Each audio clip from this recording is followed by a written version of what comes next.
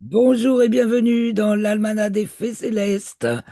Bonjour pour les commentaires astrologiques pour la période du 21 au 29 juillet 2026, la deuxième phase de la première lune d'été nord, d'hiver sud.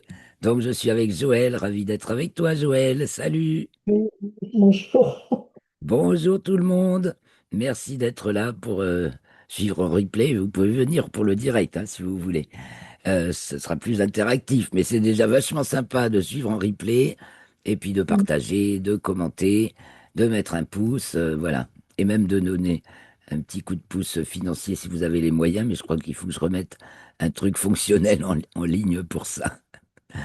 Donc, on va parler, donc on va faire les commentaires astrologiques pour cette deuxième phase de la première lune des ténors hiver-sud, donc du premier quartier à la pleine lune, avec une lune donc gibbeuse croissante, qui est donc croissante et qui est descendante jusqu'au 27 où elle atteint sa déclinaison minimale. Et ensuite elle est montante. Faut pas confondre lune croissante et décroissante et lune montante et descendante. C'est deux phénomènes différents. Croissant décroissant, entre ce rapport nouvelle lune, pleine lune. Donc, de la nouvelle lune à la pleine lune, elle est croissante. De la pleine lune à la nouvelle lune, elle est décroissante. Et des montantes descendantes, c'est sa hauteur de culmination dans le ciel qui est liée à sa déclinaison, donc sa hauteur dans le ciel par rapport au plan de l'équateur céleste ou plan de l'équateur prolongé dans l'espace. Et donc, quand elle est en déclinaison nord, elle est plus haute pour nous, et quand elle est en déclinaison et plus basse pour ceux de l'hémisphère sud, quand elle est en déclinaison sud, elle est plus basse pour nous et plus haute dans le ciel pour ceux de l'hémisphère sud. Voilà. Eh bien, je vois que Christophe nous rejoint. Salut Christophe! Yes, on commence juste. Donc, on va y aller. Salut à toi. Ça va bien? Ça va? Eh ben, Bonjour super. Christophe. Bonjour Joël. Bonjour Claire. Salut, salut. On va attaquer de suite, hein. Je viens de faire une petite intro. Ah, t'as quelque chose à nous dire? Non, non, non, rien, ça enregistre, tu le sais? Ah bah oui, oui, oui, tout à fait, on a D'accord. commencé, on a commencé. Donc, on va aller voir directement le thème de la pleine lune, enfin, un petit résumé. Donc, cette semaine, elle est bien chargée. On peut rejeter un coup d'œil sur la fiche. Je peux partager la fiche parce que donc j'ai déjà expliqué dans le bulletin astronomique, mais il a été très écourté le bulletin astronomique parce que j'ai eu des problèmes au départ avec mon ordi. Donc on a vu la fiche, bien sûr, on n'a pas vu très longtemps de choses sur Stellarium, mais quand même j'ai montré l'essentiel, c'est justement la Lune dans le ciel donc de début de nuit, qui est conjointe à Spica de la Vierge pour le premier quartier, et donc le 21, et à voir donc 20 au soir, mais ce sera tard pour ceux qui regardent en replay, et le 21 au soir, là vous l'aurez peut-être, à gauche de la Lune, l'étoile. Enfin, la Lune à gauche de l'étoile plutôt. Et le 24, on l'a conjointe à Antares. Donc on voit qu'elle descend en déclinaison. Quand elle est conjointe à Antares, c'est qu'elle, à alpha du Scorpion, c'est qu'elle est au plus près de sa déclinaison minimale. Et puis aussi, ce sera bien visible le 27 au soir, puisque c'est à 21h34 la conjonction, et il y a seulement un demi-degré qui sépare la Lune de l'étoile. Donc, on va voir la Lune et l'étoile juste au-dessus. Donc, les événements de la semaine, bon, la Lune est donc hors limite zodiacale du 23, 12h28 au 28, 22h36.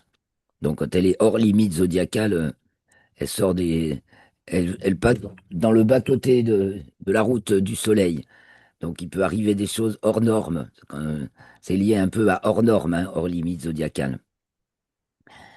Et nous avons donc, comme événement au niveau des planètes, Mercure qui reprend son mouvement direct, qui était rétrograde depuis le 29 juin. Donc, a rétrogradé dans le signe du Cancer. Voilà, elle finira sa boucle le 7 août. Nous avons le Soleil qui rentre dans le signe du Lion même avant. Ah oui, donc on a d'abord l'entrée du Soleil en Lion, mercredi 22 à 21h13. Ensuite, on a Mercure qui reprend son mouvement direct. On a Pluton au périgée, c'est-à-dire au plus près de la Terre, qui va être opposé au Soleil, donc Soleil opposé Pluton, lundi 27 à 8h54. Et puis, entre-temps, il y a Saturne qui devient rétrograde, dimanche 26 à 21h56 dans le plan écliptique, jusqu'au 10 décembre.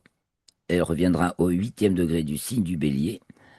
Et puis, nous avons, pour la pleine lune même, donc Lune et Soleil conjoints. Ah oui, la Lune est conjointe à Pluton d'un côté et Soleil à Jupiter de l'autre pour la pleine Lune, puisque ça devient. J'ai fait une bêtise là. Je vois que je suis pas dans. C'est la pleine Lune. Ah bah tu vois. À 18h18, c'est une erreur. C'est 18h18 et 18h28. Soleil conjoint Jupiter en géocentrique, donc Terre opposée Jupiter en héliocentrique. De même que Pluton, Soleil opposé Pluton en géocentrique, Terre conjoint Pluton en héliocentrique. Alors on va voir les thèmes qui correspondent à cet événement. Donc le thème de la pleine lune, on va regarder un petit, on va parler du signe du lion peut-être aussi d'abord pour commencer. Surtout qu'en plus, ben, on y a la conjonction de Jupiter, on va bien le sentir passer, et l'opposition Lune-Pluton de l'autre côté, donc opposé Lune-Pluton et Soleil-Jupiter d'un côté. Euh, il y a vraiment, on enterre du vieux et on développe quelque chose de nouveau. Il y a vraiment une poussée phénoménale. Une poussée phénoménale. Bon, il y a les lancements spatiaux en ce moment, c'est pas mal. Mais en tout cas, dans ce domaine-là, ça marche bien. Que voit-on? Un petit demi-carré d'Uranus à Mercure. Ça doit être ça, parce que je vois pas à quoi ça peut être. C'est un sextile d'Uranus à Soleil-Jupiter. Donc, poussée phénoménale qui détend l'opposition. Mais là, c'est vraiment la grande justice, quoi. C'est Zorro, hein. Là, c'est Zorro qui arrive, là. Donc, en plus, c'est 3 9 1, 2.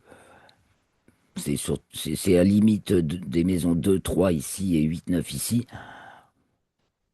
C'est quelque chose qu'on voit pas souvent, hein. Il y a un caractère remarquablement exceptionnel.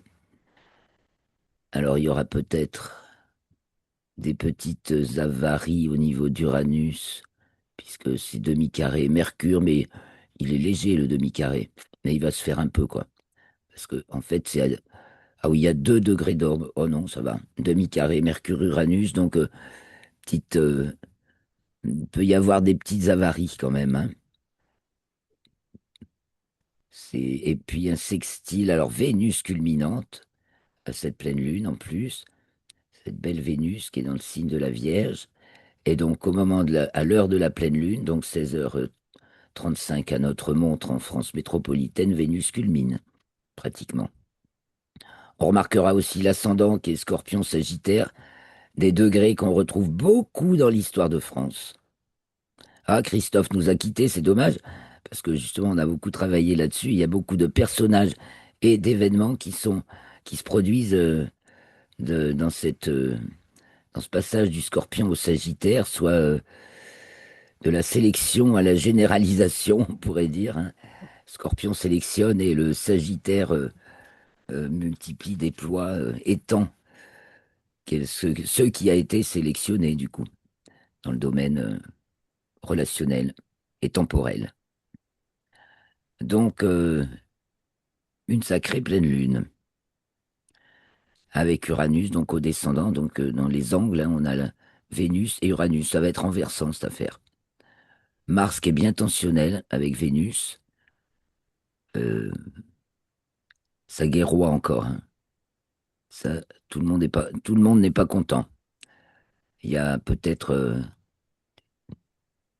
c'est très fratricide. C'est Mars Gémeaux en plus. On se, on se bat bah, pour prendre les commandes. Ouais, c'est ça. Ah, te revoilà. Ah bah maintenant c'est Eh bien, Joël. non, mais j'étais pas parti. À Paris, c'est 28 scorpions l'ascendant. D'accord. Et nous, bah, c'est 29. Mais c'est normal parce que ça bouge pas beaucoup. Nous, c'est En 29. fait, Voilà. Mais c'est toujours fin Scorpion, ouais. Après, il y a des quoi en France où du coup, c'est début Sagittaire, Oui. forcément. hmm, hmm, le soleil de la France, là. Peut-être plus au sud. Ouais. Oui, c'est ça, c'est le soleil de la C'est France, ça. Oui, du coup, oui. des personnages. Donc, Puis avec Vénus ici, bien malmenée, sauf par Mercure, mais Mercure est un petit peu malmené par Uranus, à moins que ce soit le contraire. Je pense à des avaries. Alors au niveau du temps et de la température, c'est peut-être pas. Ah Alors ben, Saturne va-t-il refroidir? bah là, voilà, on a des planètes, ça reste un peu frais. Ah oui, Mercure Cancer, il est carré sec sur Saturne. Et Mars Gémeaux, Mars maître de 5 qui est en Gémeaux, c'est quand même plutôt chaud. Oh bah, c'est l'été, Et, hein. Et puis c'est ah ben Soleil oui, Jupiter en Lion, mais opposé Pluton, Lune Pluton en Verseau, donc et détendu par Uranus. Donc chaud, oui, surchauffé certainement, parce que cette espèce de couverture là. Alors là, on est dans l'axe de l'humidité quand même, Mercure, en Cancer en plus. Donc y a-t-il une retenue des précipitations? Ça, on peut le constater même. Vénus est en Vierge, c'est favorable aussi aux précipitations, avec un sextile de Mercure, mais on peut voir que il y a beaucoup d'artifices, alors on ne sait pas trop.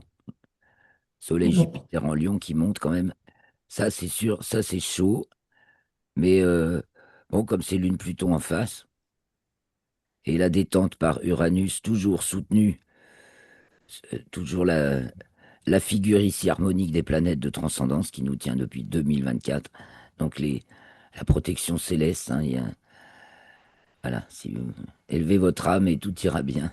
On est vraiment en phase d'ascension, c'est aussi ce que dit Uranus. Et il semblerait que nous, là, à l'échelle du pays, là, de la France, il y a vraiment, quelque chose qui advient, hein, qui est à la fois un caractère rare et surprenant. Il y a beaucoup de friction, hein, ce qu'on disait fratricide, là, hein. Là, par contre, et dans les couples et tout, ça c'est tendu, là, hein. Mars, Gémeaux, carré Vénus, Vierge. Tout le monde veut sa place au soleil et il n'y en a pas pour tout le monde. Voyons, Vénus est Sagittaire en héliocentrique. Donc là, et puis Mars, Taureau. Donc on se bat pour l'énergie, et puis en fait, là, ça nous parle bien de fraternité, mais en même temps étendue, de fraternité étendue, de diaspora en quelque sorte. On pourrait voir Vénus, Sagittaire, les diasporas à travers le monde. Et donc un beau trigone Vénus, Jupiter, Saturne, soutenu par Neptune, bien sûr, en signe de feu. Donc il y a de la cohésion humaine. Ceux qui ont l'esprit ouvert peuvent sentir qu'il y a de la cohésion humaine, même s'il y a des tas de trucs pour titiller, des petits virus qui viennent essayer ou des petites merdouilles, des petites chipoteries qui viennent créer des tensions sur Vénus, là. Et puis on a la Terre conjointe à Pluton, donc, puisque c'est l'opposition, là c'est le 29, donc l'opposition Soleil-Pluton ou conjonction Terre-Pluton a lieu le 27. Et l'opposition, là c'est le jour même, Terre-Jupiter ou conjonction Soleil-Jupiter en géocentrique ou nouvelle Jupiter a lieu ce jour même de pleine lune. C'est une pleine lune majeure, hein, et justement, son sens c'est la pleine lune du Cerf, qui symbolise la maturité, l'épanouissement, la maîtrise. Ça peut lier tout ça au bon côté du signe du Cancer. Donc on voit ce petit, là c'est Saturne. Il y a des faits et des expériences qui sont, on peut pas raconter de bobards quoi. Il y a toujours un rapport entre Mercure et Saturne. C'est un rapport entre l'expérience vécue et puis ce qu'on en dit. Et ce qu'on en dit est rarement ce qu'on a vécu. Mais là, on essaie de l'embellir. Voilà. Alors, peut-être on jette un petit coup d'œil sur le signe du lion avant de revenir en arrière, en fait, et regarder la semaine qui va se passer. Voyons. Donc, le signe du lion, là, c'est dans mon zodiaque en couleur, donc qui marque les 12 phases de la révolution de la Terre autour du Soleil, par exemple. Mais en fait, c'est les 12 phases de tout processus de vie. Et donc, pour nous, ça se traduit, dans notre référentiel commun qui est la Terre, autour de son étoile Soleil, eh ben, on a notre zodiaque borné par les équinoxes et les solstices, donc 0 degré Bélier, équinoxe de Mars, 0 degré Balance, équinoxe de septembre, 0 degré Cancer, solstice de juin, 0 degré Capricorne, solstice de décembre. Donc le Soleil arrive dans le signe du Lion, donc au milieu de l'été nord, hiver sud, la phase où se produit l'induction. Alors qu'est-ce qui se produit durant l'été nord, hiver sud? Le nord est toujours plus éclairé que le sud, mais de moins en moins. Donc on voit les ronds blancs qui signifient le nord, mais ils diminuent et ils n'ont pas de rayons. Et les ronds noirs qui signifient le sud sont petits, mais ils augmentent, donc ils ont des rayons. Donc au lion, on est au milieu, donc on a le sens des proportions. Le premier, le signe cardinal, enfin le premier, c'est le signe des contraires, sens des... Non, pardon, au cancer, c'est sens des ensembles, le solsticial. Donc on voit un grand tout. Au lion, on est dans le sens des proportions, donc sens des dosages. Et à la Vierge, on arrive dans une période équinoxiale, on est au sens des contraires, où on va évaluer les qualités, hein, et puis au lion, on va évaluer plutôt qualité, quantité. Bon, là c'est totalité, là c'est quantité, là c'est qualité. Et donc, c'est force, dans l'ensemble, la saison, donc été nord, hiver sud, c'est de la lenteur d'excitation. Donc, excitation parce que c'est le nord, plus là c'est nord, et lenteur parce que ça diminue. Lenteur d'excitation tout l'été, donc comme un véhicule lancé à pleine vitesse et qui est sur sa lancée, quoi, voilà. Et puis, en termes de dynamique, c'est la, donc je l'ai dit, non, excusez-moi, je l'ai dit, lenteur d'excitation liée à la petite vitesse d'inhibition, qui est la force de l'automne. Là, c'est la- le point faible un petit peu. On ne sait pas encore bien freiner. Voilà, on apprend à freiner, à manœuvrer. On est un petit peu maladroit pour ça. D'ailleurs, c'est pour ça que le lion qui se croit très très fort, c'est moi, parce que c'est le jeu qui ressort. C'est le jeu du jeu. Hein, le jeu JEU, du jeu JE, qui s'exprime au lion, où l'individu manifeste, exprime, joue sa carte perso au sein d'un ensemble. Voilà, de l'autre côté, il y a l'ensemble et puis il y a les autres individuellement, en quelque sorte. Donc, force d'excitation débloquante, puisque le reste de l'été est en force d'inhibition bloquante. On cerne les limites. Donc, avec le lion, on expérimente la sortie des limites. Donc, il y a plein de choses qui vont sortir des limites, là, en soi, du lion. On a vu la lune aussi qui sortait des limites zodiacales et tous les éléments de surprise qui sont... Parce que lune, Pluton aussi, pour la pleine lune, ça comporte une inconnue. Il y a vraiment, voilà, une inconnue, hein, qui va se révéler. Et une inconnue de taille, puisque c'est Soleil-Jupiter en face. C'est majeur. C'est, il s'agit de direction et voilà, le président et le premier ministre sont réunis là avec Soleil et Jupiter. Donc je reviens sur le lion pour finir. Donc force d'excitation débloquante majeure et petite force d'inhibition différentielle. C'est justement, on risque de tomber dans les pièges tellement on est sûr de soi et valeureux, quoi. Hein. Deuxième des signes de feu. Hein. Donc l'existence du feu, si vous voulez. Ensuite, c'est lenteur d'excitation et vitesse d'inhibition en second. Et puis, c'est sens des dosages. Donc, voilà, il s'agit de bien doser soi et les autres. Le lion tient ses bienfaits. Non, le lion tient ses bienfaits de son verso d'esprit. Le verso, non, c'est pas ses bienfaits. Mince, alors, chaque fois, j'ai mon petit poème, puis il me manque quand je dois le sortir par cœur. Ah, le lion tient sa grandeur de son verso d'esprit. Le verso, c'est bien fait de son royal lui-même. Donc en fait, on se renvoie la balle entre le roi et l'empereur. Hein. Bon, voilà mes petits propos sur le signe du lion. Vous avez le détail des formules conditionnalistes bien expliquées dans l'article, dont le lien est dans la description de la vidéo. Et maintenant, on retourne sur les thèmes. Bon, ça, c'est la vision encore du zodiaque Là, avec le bélier à droite, parce qu'on a mis le solstice des ténors en haut, donc cancer, Gémeaux, Cancer, et les formules en résumé, donc le lion ici. Voilà. Je reviens donc sur les thèmes qui sont là. Donc ça, c'est la pleine lune, donc on voit vraiment quelque chose de majeur. Donc ça ressemble à... On dirait qu'il y a un couple maudit là. Il y a un couple maudit, remarque, hein, dans notre histoire, hein. Ça va peut-être sortir aussi, c'est ça, c'est tout ce qui a été caché. Mercure, Cancer en 8, avec Saturne, l'épreuve accablante sur l'histoire de notre couple présidentiel maudit. Ça risque de sortir avec cette pleine lune et tout ce qui va dégringoler derrière. Alors je vais revenir au premier quartier, puis on va avancer dans l'ordre chronologique. Le premier quartier, le 21, puis on va voir l'entrée du soleil en Lion aussi du coup. Parce que ça annonce pour le mois du Lion. Donc premier quartier le 21, l'ascendant est en Scorpion. On a déjà l'axe des nœuds pratiquement dans l'axe méridien, pas loin. Ça se passe pas sur la méridien de Paris, mais ça se passe plus.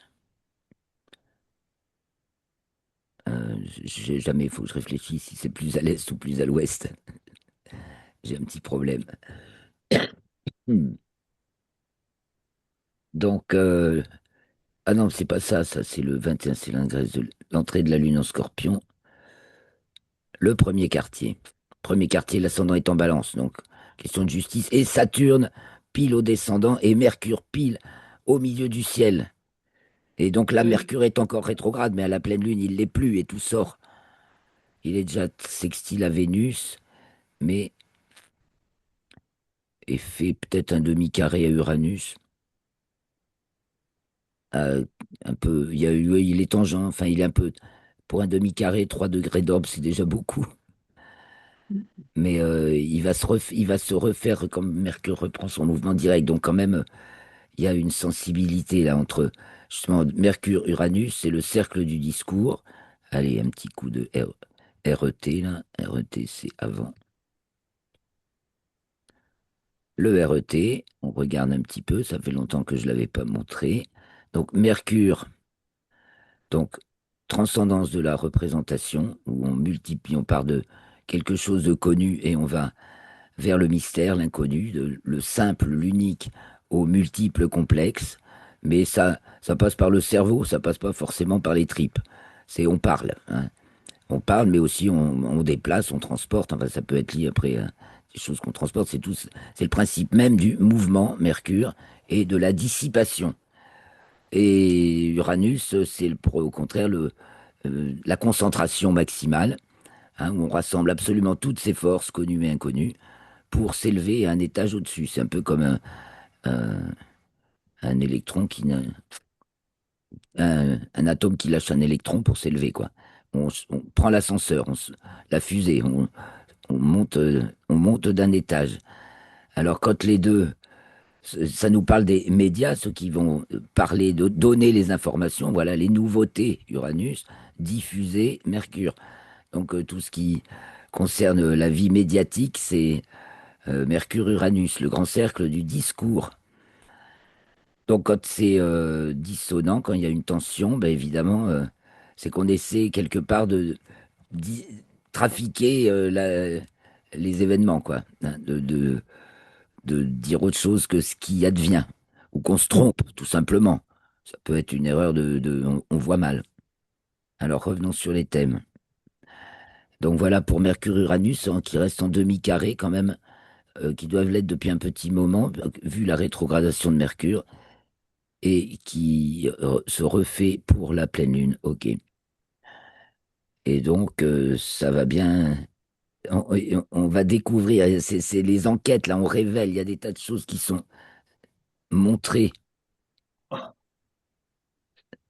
et c'est des choses qui sont montrées sur la matrice, hein, cancer, la matrice, donc tout ce que la matrice avait d'artificiel et de caché. Alors, ceci, c'est pas un retour de la pluie? alors donc c'est le thème du premier quartier. Bah, À l'ascendant balance, ça c'est sec, la lune en balance c'est sec. Saturne en bélier avec Neptune en 6, bon, ça Ouais, peut mais amener des perturbations. Et Mercure, c'est la Mercure en pluie. cancer, voilà. Sextile Vénus en vierge. Donc des Ouais, pluies, ouais. ah, ça pourrait nous apporter des pluies bienfaisantes. Mais est-ce que justement le demi-carré à Uranus ne va pas l'assécher un peu, hein? Uranus, c'est aussi l'artifice. Donc entre autres la manipulation du climat, ça y va. Et là, on voit que depuis le début de la canicule, malgré leurs efforts, là, ils arrivent. Je ne sais pas s'ils vont arriver à refaire aussi chaud. Avec les chemtrails, ils nous réchauffent. Voilà, c'est- Oui. ils réchauffent, ils réchauffent, ils réchauffent. Et le ciel est Mhm. blanc au lieu d'être bleu. Alors, de temps en temps, quand ils arrêtent, ça va mieux. Le ciel redevient presque bleu. Enfin, il y a toujours quand même c'est l'aquarium qui est pas très propre, quoi, hein. Notre atmosphère, c'est comme un aquarium. Il y a, en fait, la Terre, justement, a des fonctions uraniennes qui purifient, qui évacuent, qui drainent. Mais malgré tout, ils n'arrêtent pas de tartiner. Alors, ça fait travailler, hein. On voit que la Lune est très, très, très tensionnelle dans ce thème du premier quartier. Elle est en Mhm. 1. On se sent pas bien, hein. On se sent Non. perturbé par des tas de trucs, en fait. Et puis, c'est profond, hein, c'est Pluton. On se sent seul. Ouais. On se sent. Bah, c'est le premier quartier, donc c'est un carré, ça c'est normal. C'est carré à Jupiter aussi. On remet plein de choses en question, quoi, hein. C'est pas un peu un certain inconfort. Mhm. C'est assez inconfortable. On va voir dans la semaine comment ça se passe. Donc, on a vu l'héliocentrique. On voit que Mars aussi passe à son nœud ascendant, au fait, cette semaine. Donc, elle a doublé Uranus en latitude et passe à son nœud ascendant. Donc, Mars va être en latitude nord maintenant. Et donc, ça veut dire qu'elle est dans le plan de l'écliptique. Ça active, ça aussi, bah là, la bellicosité, je dirais. Parce que Mars Gémeaux, c'est un côté. Bah, il y a de la dualité, celle de Mars, celle des Gémeaux. Donc, ça peut exciter les rivalités, puisque c'est aussi en demi-carré à Jupiter et au Soleil. Voilà, surtout au Soleil. Alors, la Lune en temps Scorpion, le 21 13h34, donc peu de temps après, vraiment pas loin, pas longtemps après, avec donc un ascendant Scorpion. Voilà, donc ça va mordre, hein. Le 21, est-ce qu'il pleut? Ça pourrait. Non, mais on le voit pas venir, hein. Franchement, je ne vois pas de pluie arriver pour l'instant dans le ciel. Or, nous sommes déjà le 20. Là, est-ce que ça parle de... Parce que Jupiter et Soleil en Lion, enfin non, Soleil encore en Cancer, Jupiter en Lion posé Pluton. Pluton, il bloque tout, hein. Pluton peut tout interdire. D'ailleurs, on reparle aussi de ces histoires de passe, hein. Voilà, Pluton, Jupiter. Hein, t'as un passe pour avoir le droit de passer, sinon si t'as pas le passe, tu passes pas. Ça fait partie aussi des illustrations du truc. Mais donc, ça va être résolu par Uranus. Donc le passe, pfiou, il va faire pfiou. Tant mieux. Ça va pas passer le passe. C'est en 7. Bon, c'était un passe pour voir le défilé du 14 juillet. On a toujours un carré Mercure-Saturne dont on a parlé tout à l'heure, avec là un sextile Saturne-Mars.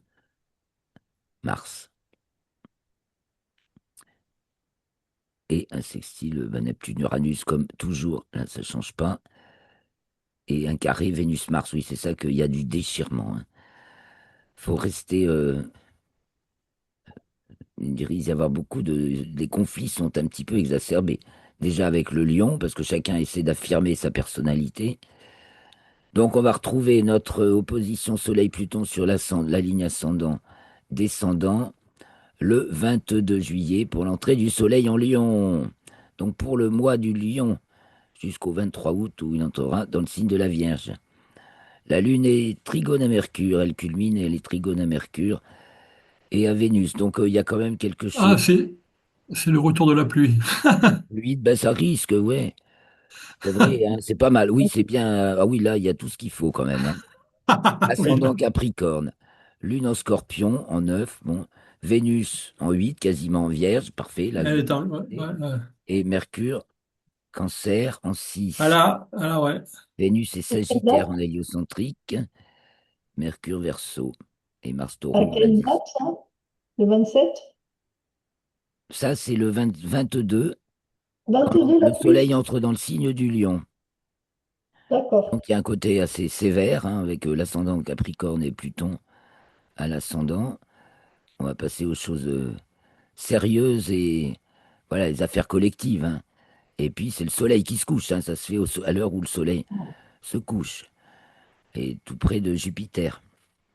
Donc grosse importance, hein, ça parle là, ce coup-ci, ça parle bien de la direction du pays, le président et le Premier ministre, hein. Ils vont se faire dégommer tous les deux. Détendus par Neptune, détendus par Uranus. Il faut prendre du recul et une vision, élever son état l'état de ses considérations, quoi. Il faut prendre vraiment beaucoup de recul, comprendre que quelque part, si on n'avait pas ce personnage que tout le monde découvre maintenant comme étant odieux à la tête du pays, évidemment, on n'en serait pas là. Mais s'il n'était pas là, on n'arriverait pas à prendre la mesure de l'erreur dans laquelle la France s'est enfoncée depuis longtemps, des siècles et plusieurs Oui, siècles. alors, oui, mais moi, je suis pas sûr que ça soit une erreur. Non, Je suis- plus, parce que c'est l'histoire qui veut Non, ça. non, mais non, non, mais je veux dire par là qu'il y a eu un enchaînement des circonstances qu'il faudrait expliquer. Oui, moi je parle de l'erreur surtout au niveau de la science, justement, et le lion, Ouais. où on veut que d'une science positiviste expliquer les phénomènes uniquement par la matière. Or, ben justement, il faut découvrir la structure et l'énergie qui sont invisibles, mais qui meuvent les choses visibles. Et c'est pour ça qu'on se plante. Et parce que quand on a instauré l'Académie des sciences, dont je reviens souvent dessus, en 1666 pour le solstice d'hiver, euh, voilà, on veut sonder l'invisible, mais on veut pas comprendre qu'en fait, ça renvoie à soi-même et que la résolution est en soi-même. Mais bon, fallait le faire pour en arriver là. Et puis ça veut dire qu'on s'aveugle, on s'aveugle et on s'aveugle euh, en prétendant, dans la prétention, il y a tout ce côté prétentieux. Donc tout ça ressort. Et les Français se sont fait berner, mais dans le mode lion. Un piège, quel piège? Ça fait 25 ans qu'on nous promène, hein. Parce que si les gens avaient levé les yeux C'est et vu les ça. chemtrails dès le début, ils auraient compris tout ce cinoche qu'on nous a fait depuis le début du siècle. C'est de la dissipation, hein, alors que sous nos yeux, tous les jours, on a des traces bizarres dans le ciel que on peut constater directement l'effet nocif que ça a à la fois sur le climat et notre santé. Non, non, il se passe rien, c'est normal. On voit comme c'est moche, comme c'est pas comme avant. Non, non, personne n'a rien vu et on est dans les affaires mondaines. Ping! Ben, au bout d'un moment, on a ce qu'on a aujourd'hui comme président, les précédents, hein, le bourreau, le Fossoyeur et Terminator. Hein, on avait bien étudié ça, Christophe, et on était en mesure de le dire dès avant les élections de 2017. Malheureusement, on n'a pas beaucoup d'audience, alors évidemment, personne ne l'a entendu. Donc voilà pour ce mois du lion, ça va trouer, quoi. Ça troue.